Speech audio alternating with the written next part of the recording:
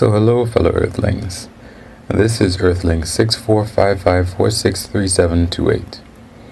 And I wanted to talk about a book that my father gave to me just before I went to university, or I started university. And it was an interesting book. It was called The Peter Principle.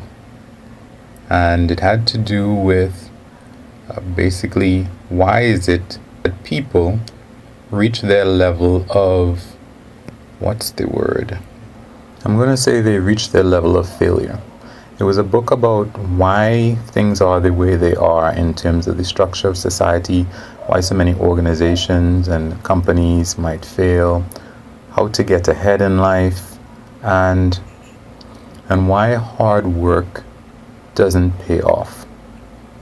So the book's premise was that people, wherever they are, in whatever organization that they're in, if it is that they have set themselves up to be promoted and to go forward and reach higher ranks in the organization, they will eventually reach the point where they're no longer good at their job, and that promotion and the rising in the ranks will stop.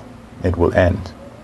So what you have is an accumulation of people who aren't good at their job. In order to rise in the ranks, you need mentors. And the more mentors you have, the better for you. As a matter of fact, it's the only way, a reliable way that you can rise in an organization is to have mentors.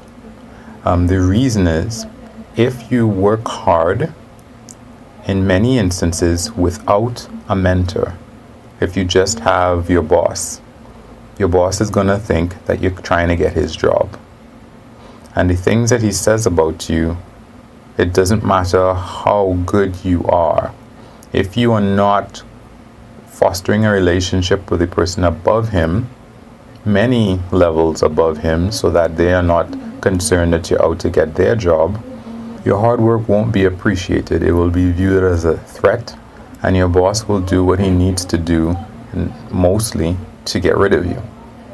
That's not the only danger that you'll be in, because your co-workers will believe that you're trying to make them look bad, and they're not going to help you to get above them. They're going to have the jealousies and whatever issues, and your hard work is putting them down, making them look bad. They'll be out to get you.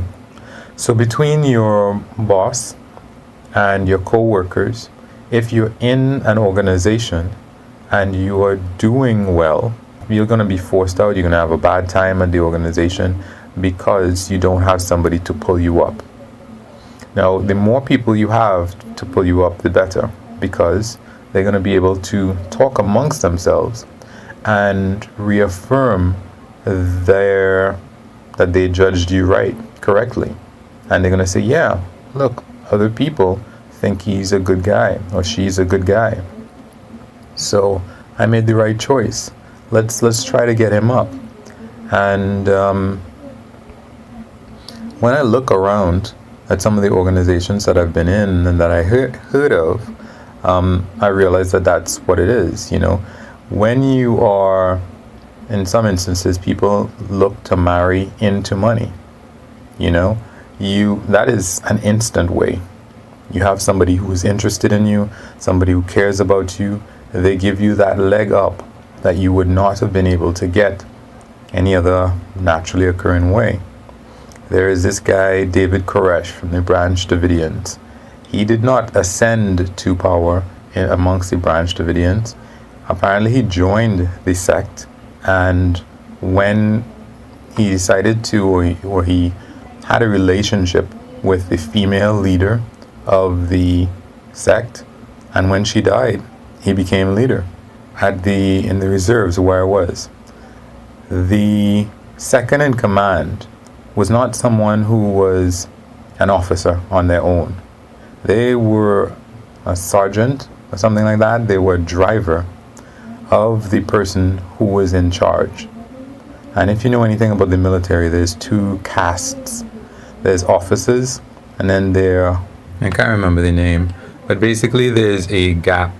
So if you come in as let's say a recruit, and then you become a regular soldier, and you go up corporal and then there's sergeant, let's say, there is a gap between you and officers. The lowest ranked officer is going to be higher ranked than somebody who came in as a recruit and then a regular soldier and so on. There is a caste system.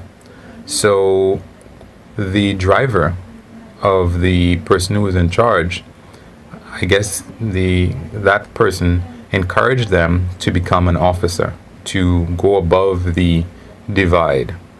And they rose through the ranks of being a lieutenant, and then captain, and then major, and at that point they were second in command, but they were initially a driver, in the lower caste system, let's say, of the military, at least of the army then. So by having a mentor, that person was able to go all the way up. And even the person who was in charge of the base and the reserves, they did not, by the sound of it, they were pulled up very quickly through the ranks. And that's the only way that it happens. You get pulled up. You can't push your way up. You can't go into a room and tell everybody that you're the boss. That's not how it happens. And it is in line with something else that I was thinking that I was going to do this piece on, which is that fame is contagious. You don't get famous by hanging out with people who aren't famous. Fame is like something, it's like a virus. It's like, I don't want to put it in a negative light, but that's how it works. Fame is passed on from one person to the next by them hanging out with another person, by you hanging out with someone who's famous, and their fame, suddenly you're known as that person's whatever. And then the next thing you know, you might be famous on your own. That spark that burns, that crosses over to you or to the person who's going to be famous, it starts to grow and grow and grow. That's why, people who, they headline for a particular act.